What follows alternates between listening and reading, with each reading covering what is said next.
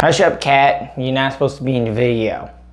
Hey everybody, welcome back to the K2N Online Paddle School. We are back here with our episode 6 or 7 of the vlog. So as promised last week, this week we're going to be doing a deep dive into some prone paddling training. Before I get into that, we had a hurricane that went by our area. We only experienced rain and we didn't have any property damage or flooding within Hernando. There was still some residual wind as the hurricane passed, and a group of us were able to go downwinding across Tampa Bay.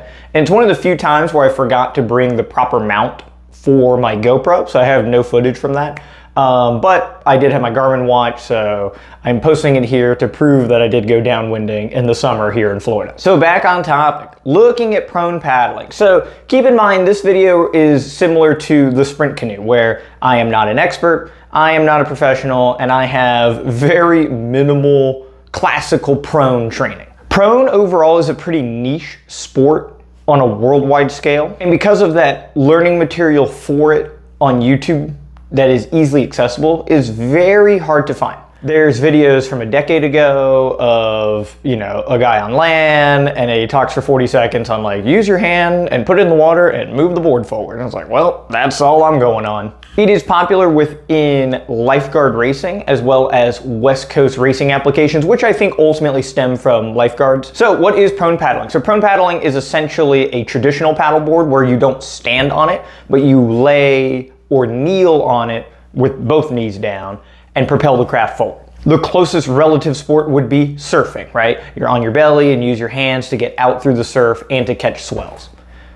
I believe the inception of the prone paddleboard was, hey, there's no waves, but I still want to work on my belly paddling skills and get stronger, work on my cardio, and then the longer, skinnier version of a surfboard was born. So if you watch prone paddling, or if you have ever done prone paddling, you know that it is an excruciating experience. It is a very difficult position to do with your shoulders when you're belly paddling, and it is a very hard position while you are knee paddling. Knee paddling is closer to traditional paddling where you use a tool to propel the craft forward, right? You're using your whole body for one powerful stroke. And then belly paddling is closer to like freestyle swimming, right? You're using one hand at a time, asymmetrically back and forth, trying to propel the craft forward. I personally have absolutely no background in swimming. I do not come from a triathlon background. I did not swim in high school, college, preschool, elementary school, whatever. Doing prone paddling, especially the belly paddling, is one of my weakest suits because I have absolutely no background in it. Many paddlers that are pretty good on their belly have a storied history of swimming for decades to make those muscle groups stronger to propel the craft efficiently. I, on the other hand, have to rely on my knee paddling to make up for how bad my belly paddling is. I've been prone paddling for a little while now. I've used it as a cross-training tool for a number of years.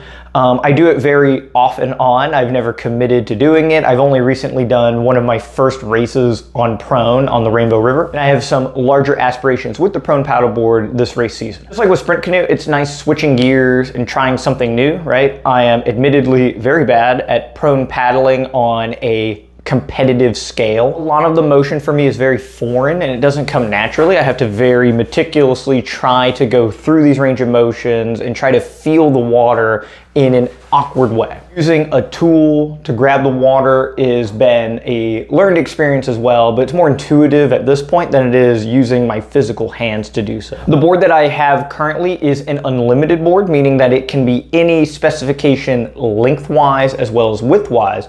And it also has a rudder system on there. So there is a tiller bar that runs between my feet or my legs, and pushing the tiller bar back and forth moves the skeg as a rudder, and that allows you to steer. Prone boards are deceptively tippy, right? So they're tippy while you're kneeling and laying on them, right? So if you now raise your center of gravity higher, they become almost impossible. So standing on a prone board is like a circus trick. It's always fun watching people assume that they have a greater sense of balance while they're laying because you're so low to the water, and then watching them flip off of these boards. You've been on a prone board that is very stable. It means that it is super slow. Just like with the sprint canoe, there is a draw towards the sport because of its inherent difficulty. Knee paddling, for example, is a range of motion that most people in the US don't have. They're unable to sit on their heels and function in an athletic way. And then the belly paddling as well, it is not the same as swimming. Swimming, you can turn your body through the water with a freestyle stroke.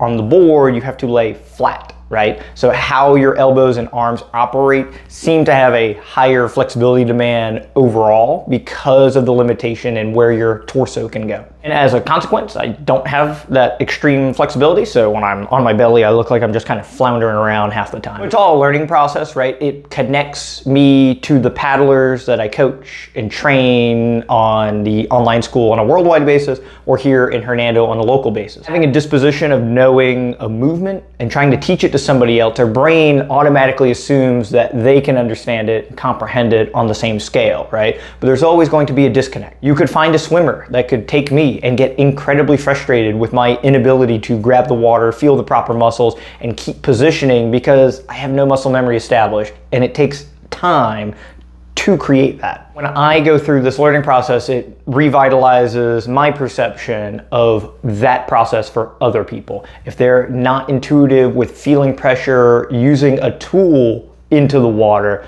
it is very similar to how I feel currently using my arm. Without further ado, check out the training footage. Let me know what you think. Would you try prone paddling? Have you done prone paddling? Do you have any tips for me? If you know how to prone paddle and you got to give me some tips, as long as it's not Robert, lift your elbow up on belly paddling, it will be new information for me. Thank you all so much for checking out the vlog series here, and we'll see you all next week for our next vlog, which will be on something. I was hoping to have downwind footage, but I don't have any, so unless I get some more today, we still have some residual winds.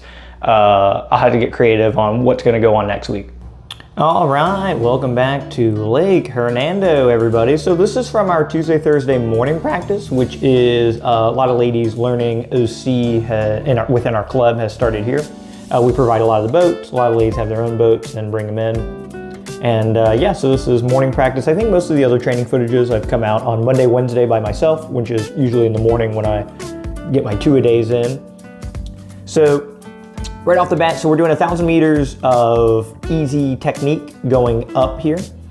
And the technique that I'm working on here is bringing my chin down to the deck pad, right? So getting that length with the torso coming down, chin coming down, put your hands deeper in the water, and the transition of your body weight is greater. There's a lot of times that you're gonna see in this video that my chin doesn't progress as far down as I would like it to. A lot of that is in an attempt to turn over quicker to find speed, but just like anything, committing to more pressure and more power is the key, right? So spending a couple minutes here, knee paddling, pushing the chin down. Part of the 1,000 meters as well, going through, lifting my fingertips above the water and dragging them to try and lift my elbow up. It doesn't last long. It is one of my worst movements here. So you can see already that my hands and fingers extend out in front of me instead of doing the drill of dragging the fingers to raise the elbow up. Belly paddling, definitely my weakest suit. Within the practice here later, I spend a little bit more time going through that. Transitioning to knee paddling. So right here, it's 5 power strokes, feeling the glide. There's a tailwind here, which I'll talk about in a minute, but just getting 5 powerful strokes, chin down, finding pressure. A lot of the prone paddling success is just feeling the glide of the board, right? Everything we're doing is trying to create, manipulate, and sustain this glide, right? So just having this intuitive feel that when you go through motion, you have this outcome of glide. All paddlecraft are the same, right? The better you can feel what you're doing and feeling the craft operating, the more success you can find. So we have an upwind coming back that is hurricane driven. So it's a pretty stiff upwind. A prone paddleboard upwind is an excellent craft, right? Laying down gets you out of the wind. You have a very streamlined and narrow craft comparatively to the outrigger canoes, for example, that have to drag me on them. They have the extra length. The paddler has to sit, right? So the amount of inertia that is lost from wind drag is higher, right? So apples to apples, the difference in a height from one paddler to the next in an outrigger canoe is pretty negligible, but my ability to lay down, right, reduces the amount of wind drag tremendously. So what I'm trying to say is I'm gonna look very disproportionately fast because everybody else has a disadvantage and I have less of that disadvantage. So we're going 1,000 meter sprints on the way back.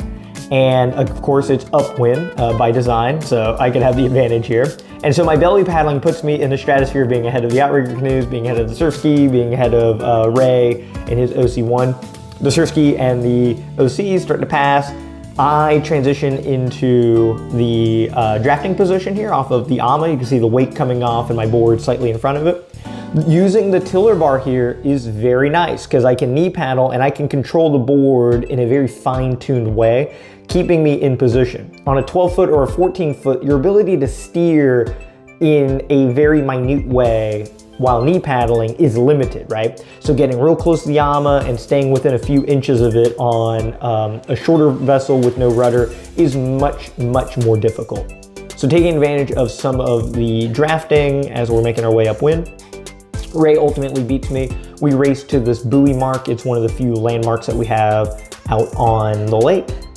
Knee paddling, bringing it in.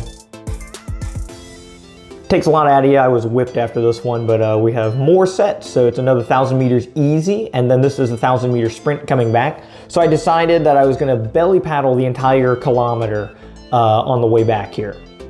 So belly paddling, again, my weaker suit, so I just start next to one of the ladies in the outrigger canoe. I like to give Julie a hard time with steering by being near her, and she doesn't give a crap, and she just runs right into me. She don't care. It's part of racing, right, is board management and spatial awareness, right? So this is all part of the game. She gets close, it's my job to move away a little bit, give my right arm space to go in the water, right? We're all friends here, so it's good to learn in this environment than take it on the road where it really counts on, you know, trying to win and jockey for position. I eventually feel good. My arms are, you know, nice and warmed up, so I figure I can push and catch the next group of ladies. You can see the water's fairly choppy. You know, Lake Hernando, you know, we don't get ocean-like conditions, but it's definitely windy.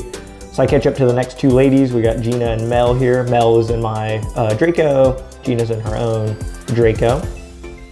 So again, I have less wind drag, right? So I'm able to do less and get more out of it. So these ladies are fighting for their life in the wind, and I'm able to just kind of coast by.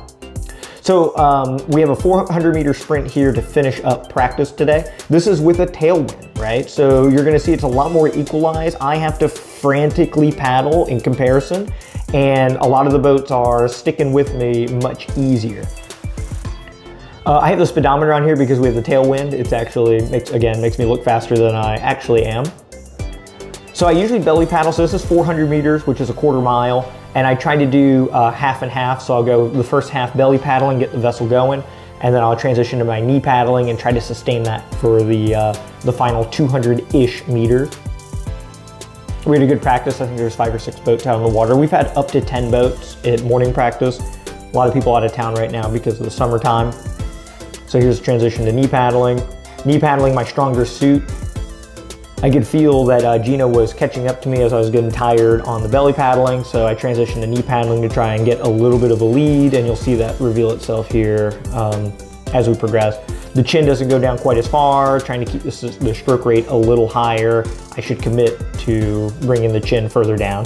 Some of it's a flexibility demand and being lazy, and like I said, I empathize with everybody who is learning movement and not doing it properly, perfectly, right? It takes time.